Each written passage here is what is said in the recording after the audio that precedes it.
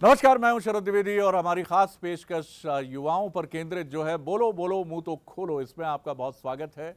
और लंबे समय बाद एक ताज़ा एपिसोड के साथ हम आपसे रूबरू हैं। कोविड था सर, और बहुत तकलीफ़ें हमने आपने उठाई हैं, और कोई ऐसा घर, कोई ऐसा परिवार नहीं होगा उन 24 राज्यों में भारत के जहां कोविड का बहुत गहरा असर था, और जहां नहीं भी था वहां भी कोविड का इम्पैक्ट हम सब ने महसूस किया है। हम में से अनेक लोगों ने अपने प्रियजनों को भी खोया है, अपने मित्रों को खोया है, और कई लोगों ने तो अपने अभिभावकों और कई अभिभावकों ने अपने बच्चों को खोया है। बहुत गहरी तकलीफ़ है, बहुत गहरी पीड़ा है, और हम भी नहीं समझते थे कि दूसरी लहर इतनी प्राणघातक और इतनी भयानक होगी। और इसी के साथ कोविड को लेकर कई चुनौतियां और कई दूसरे मसले भी उठे हैं, जैसे पोस्ट कोविड मैनेजमेंट। ये एक बड़ा मसला बनकर उभरा है, और आगे तीसरी लहर की भी चुनौती है। और जैसा हम आपसे बार बार कहते हैं कि तीसरी लहर किसी हिंद महासागर से नहीं आएगी, और ये दूसरी लहर भी कहीं उत्तरी या दक्षिणी ध्रुव से नहीं आई है। ये हमारी ही गलती का नतीजा है, क्योंकि हम लापरवाह हुए तो दूसरी लहर बनी, और अगर हमने फिर ये गलती दोहराई तो ये तीसरी लहर भी होगी, चौथी लहर भी होगी। और दूसरी लहर ने हमें बताया है कि ये लहर तबाही की लहर थी, बर्बादी की लहर थी। कई सवाल हैं, तो आज इसी पर हम बात करेंगे।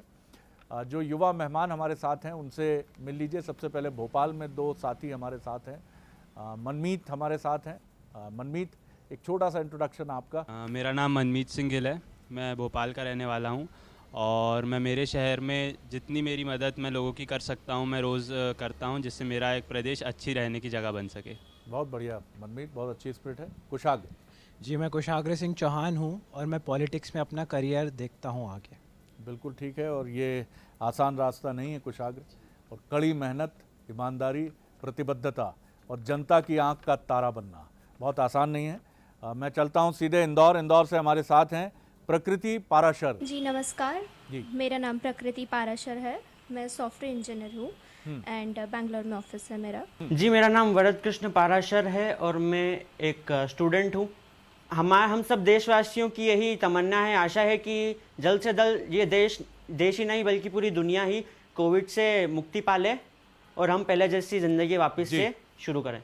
पायल, अपने बारे में बताइए। जी नमस्कार, मैं पायल मित्तल, मैं रायपुर की रहने वाली हूँ। मैं जर्नलिज्म की स्टूडेंट रही हूँ और अभी फ़िलहाल एक रियल एस्टेट कंपनी में काम करती हूँ, और आशा करती हूँ कि जनता जल्द से जल्द समझे, लोग जल्दी समझे कि हमें सतर्क रहना है और बीमारी को और फैलने नहीं देना है, ताकि तीसरी लहर हम तक ना पहुँच पाए। चलिए, हमारे साथ हैं मोना, अपने बारे में बताइए जल्दी से।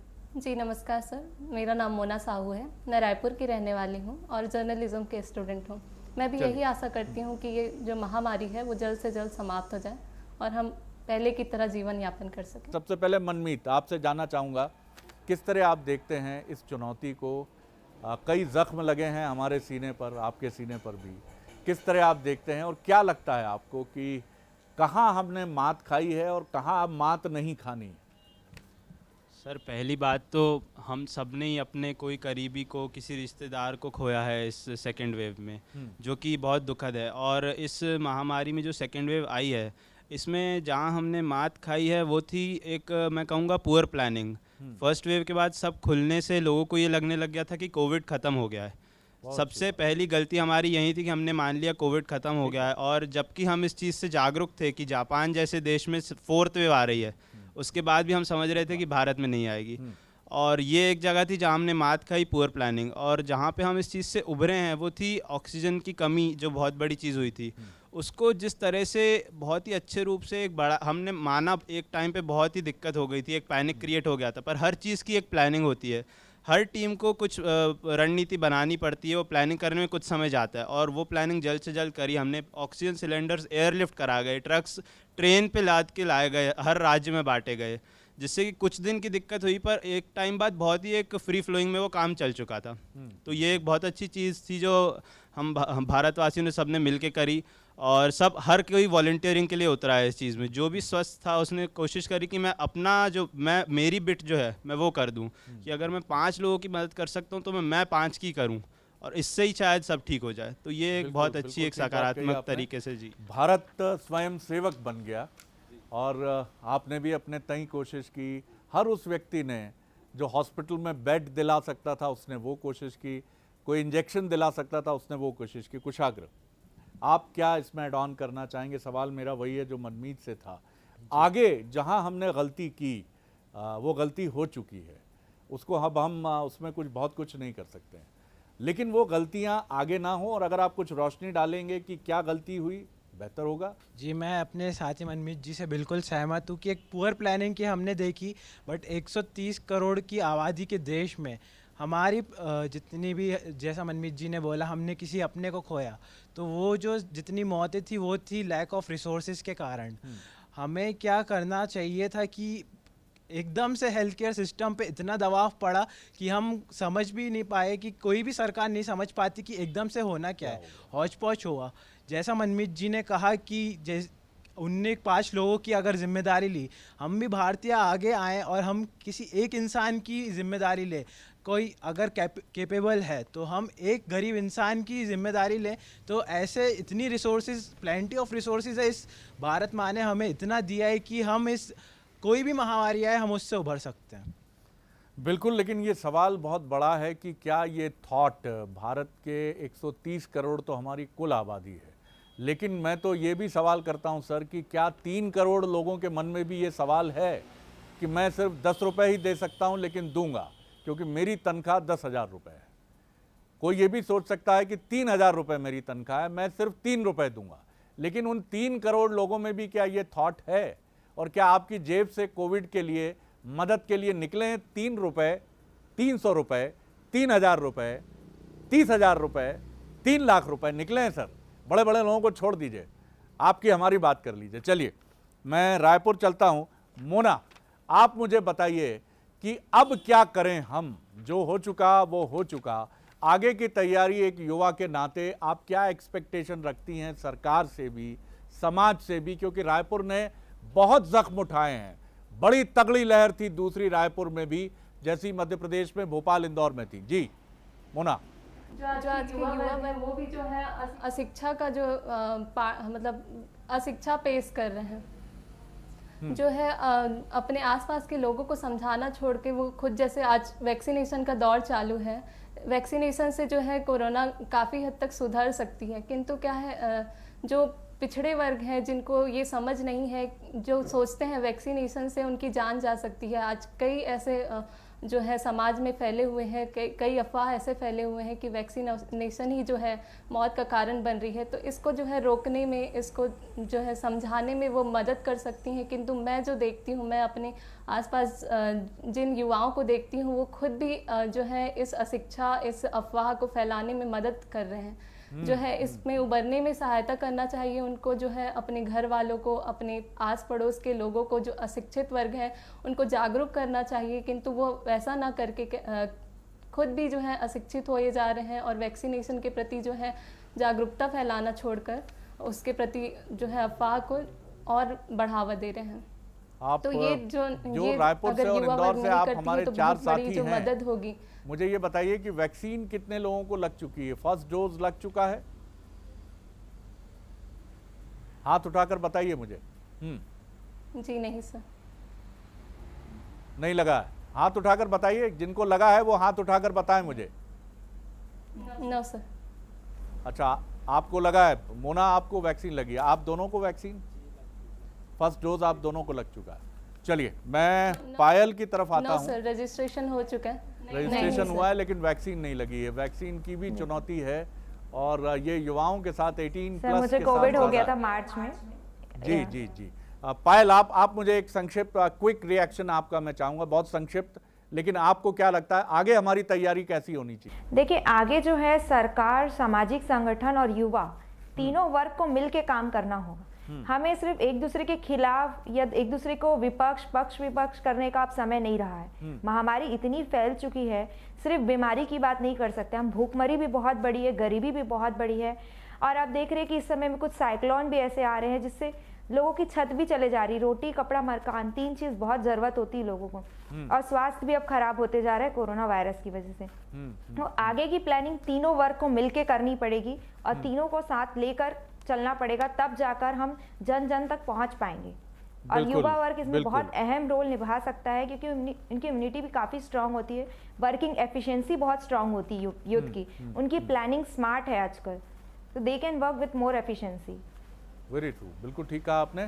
प्रकृति, मुझे बताइए, आप सॉफ्टवेयर इंजीनियर हैं और सॉफ्टवेयर इंजीनियर्स या तो आउटसोर्स के रूप में भारत में काम करते हैं और विदेशों से संपर्क में रहते हैं, और कई सॉफ्टवेयर इंजीनियर्स बाहर भी, देश के बाहर भी काम करते हैं। क्या आप सहमत हैं विपक्ष के इस आरोप से कि भारत की छवि को बड़ा धक्का लगा है? जिस तरह से सेकंड जो लहर थी उसमें हमारी जो तैयारियां नाकाफ़ी साबित हुई और कई जगह इसी वजह से बड़ा नुकसान भी हुआ, क्या इस पर आपकी रिएक्शन क्या है? जी, पहली बात तो ये कि जो भी सेकेंड लेयर आई थी वो इतनी भयानक थी कि कोई उसमें बहुत सारी तैयारियां अगर की भी जाती तो वो भी कम पड़ जाती, परंतु कुछ तैयारियां जितनी भी हो सकती थी वो बड़ा कारगर होती। उसके बावजूद सरकार ने जितने भी हॉस्पिटल्स और जितने भी बेड्स और ऑक्सीजन की व्यवस्था कराई वो भी तारीफ़े काबिल थी। तो मैं कहना चाहूँगी कि जितना भी काम किया गया उतना ठीक था, पर उसके अलावा भी बहुत कुछ किया जा सकता था। जैसे कि अभी जैसे वैक्सीनेशन का बात चली है, तो वैक्सीनेशन के बारे में मैं ये कहना चाहूँगी कि अब जो हो रहा है उसके बारे में, जैसे ही हम 18 से 45 प्लस का जो एज ग्रुप है उसका वैक्सीनेशन का स्लॉट मिलना कितना मुश्किल है, उसके लिए भी बहुत सारी चीजें की जानी चाहिए ताकि बच्चों को जितनी जल्दी से जल्दी हो सके उतना वैक्सीनेशन मिले। जी जी, इसका कारण सरकार तो नहीं हो सकती, पर उनकी कमियां हैं यहाँ पर हम उन्हें पूरी तरीके से नहीं मान सकते कि पूरी सरकार की ही कमी। हम लोगों को भी यहाँ पे जागरूक होना चाहिए था कि हम लोग जब पहली लहर की मार झेल चुके हैं तो हमें दूसरी लहर जो जब हम फ्री हो गए थे तब हमें ध्यान रखना चाहिए था कि कितनी भयानक बीमारी है ये।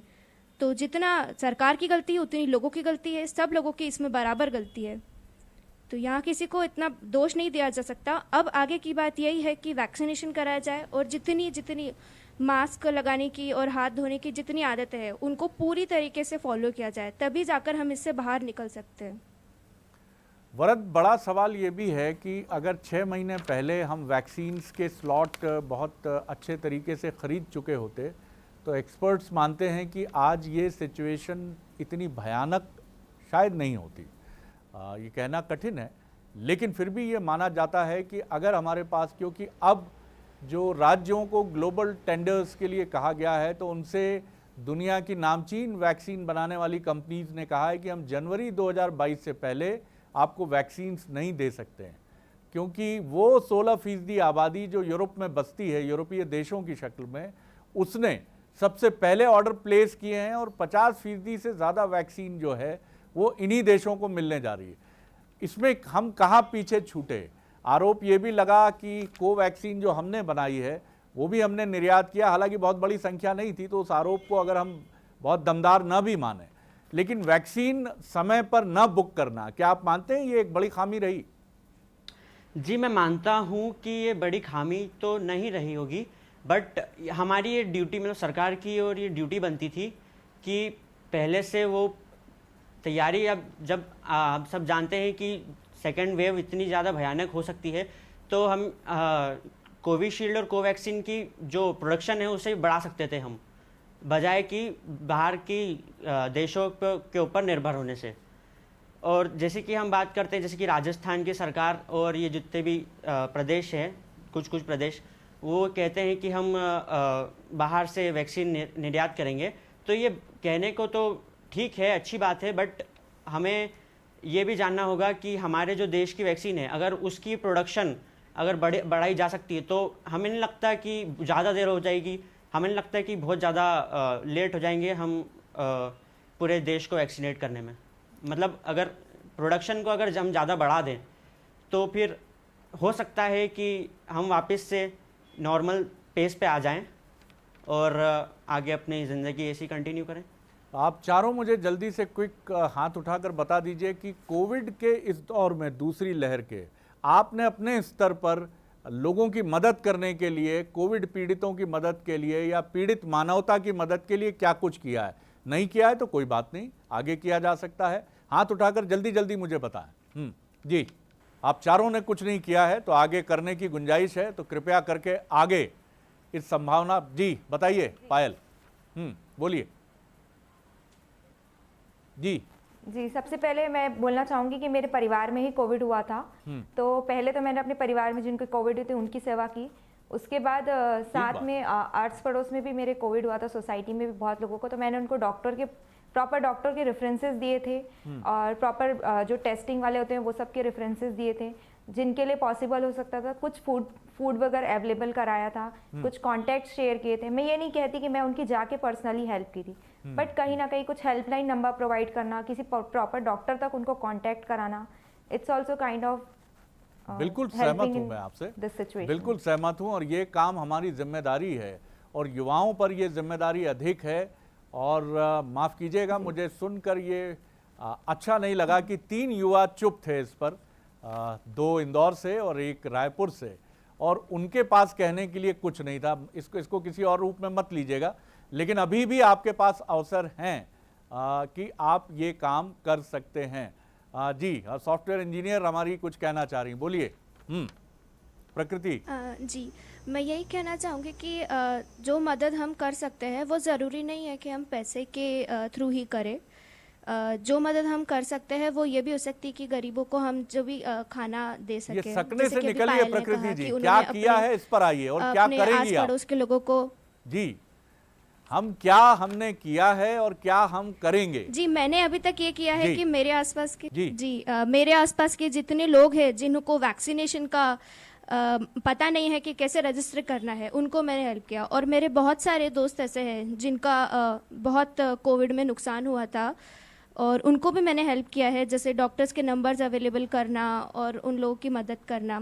मेरे ऑफिस में ऐसे मेरे कलीग हैं जिनका डेथ हो गया था, तो उनकी फैमिली को भी हम लोगों ने पूरे ऑफिस ने मिलके उनको हेल्प किया है, फाइनेंशियली भी हेल्प किया है। बाकी मेंटली तो हम लोग करते ही हैं, उनके लिए एक सेशन भी रखा जाता है हमेशा। बिल्कुल, तो यही सब मैं चाहती हूँ कि बाकी लोग भी करें। लेकिन इतना कहने में संकोच क्यों है आप लोगों को, और क्यों खामोशी है चेहरे पर? आप ही का तो ये कार्यक्रम है और आप ही को बोलना है और हमको सुनना है। मनमीत, मैं इस पर आता हूँ कि तीसरी लहर आएगी, अगर हमारी फिर गलती हुई तो ये तीसरी लहर आएगी। टचवुड, ये अच्छी बात है कि जो हमारी एक्सपर्ट से बात हुई है कि बच्चों को बहुत नुकसान नहीं होगा इससे, ऐसा डॉक्टर्स का अभी तक ओपिनियन है। ईश्वर करे ऐसा ही हो। आप आगे क्या देखते हैं? वैक्सीनेशन हम कम से कम 2022 की शुरुआत तक वैक्सीनेशन इतनी मजबूती से कर लें कि हम एक हर्ड इम्यूनिटी जैसा एक वातावरण भारत में बना सकें।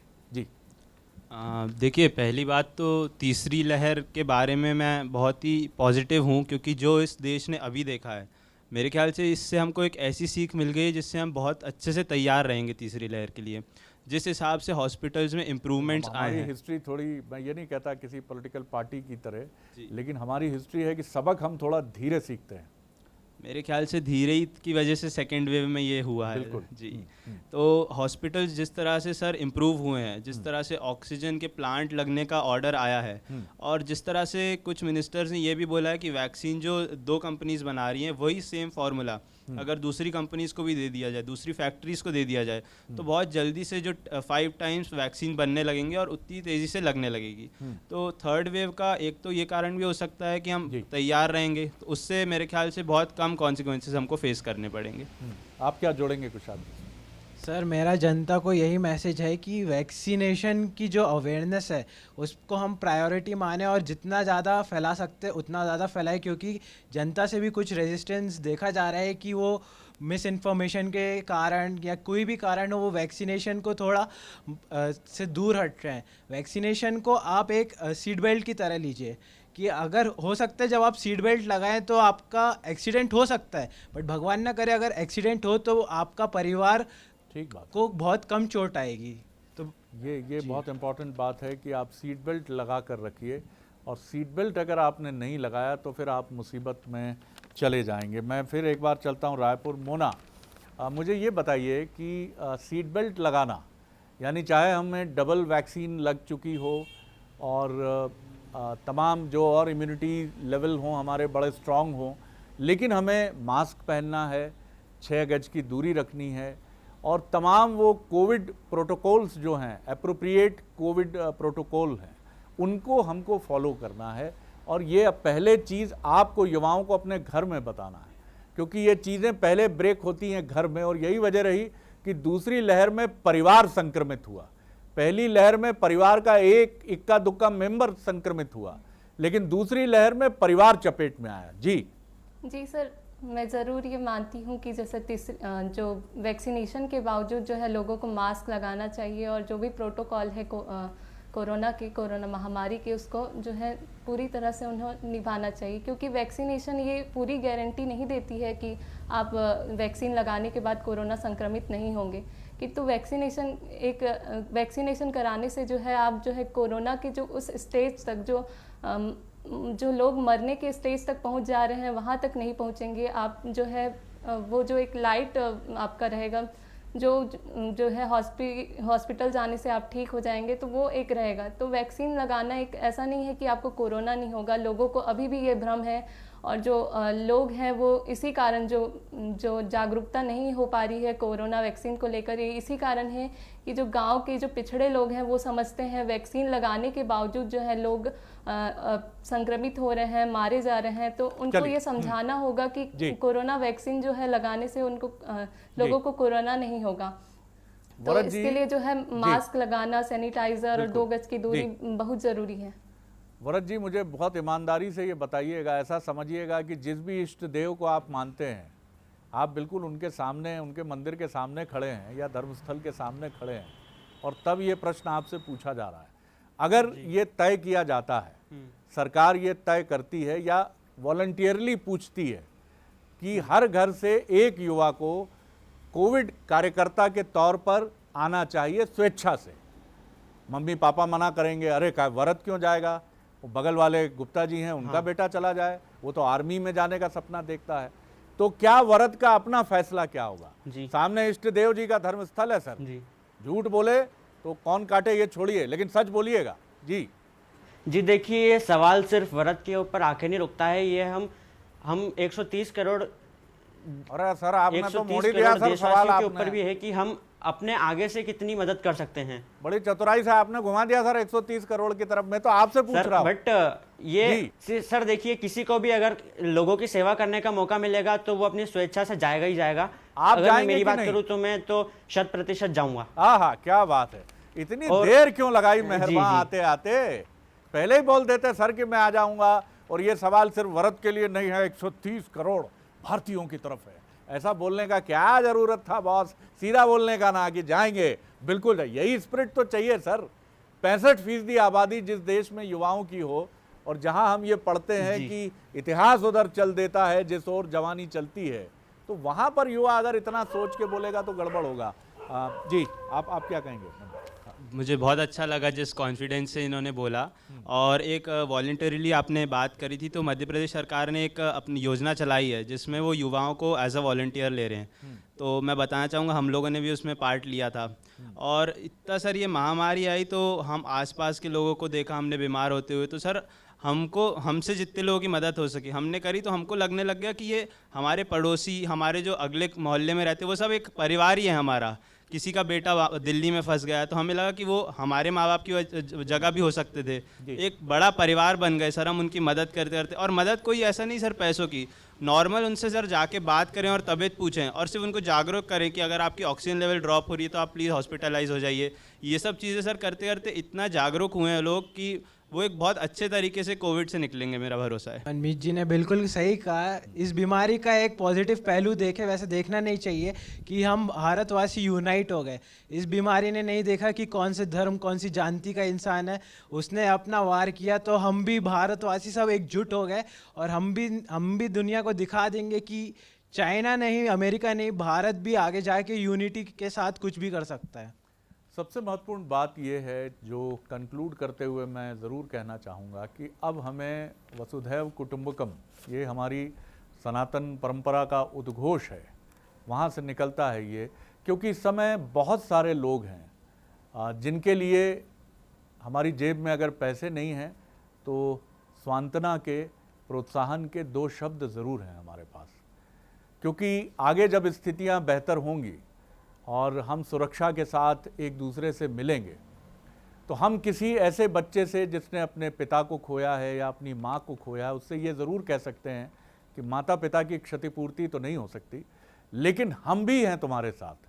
हम तुम्हारे बड़े भाई हो सकते हैं, बड़ी बहन हो सकते हैं, माता पिता की तरह भी हो सकते हैं, लेकिन हम तुम्हारे साथ खड़े हैं।